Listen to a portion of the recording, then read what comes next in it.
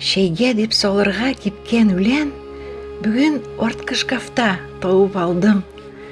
Ул әнидән бүләк безгә калган. Үзе китте, мине дә калдырып. Әнкәй, рәхмәт сиңа, меңләп рәхмәт. Бу эссе чәй белән җылы керә. Синең моңың белән миңа үлән, син җырлаган көйләр ишеттерә.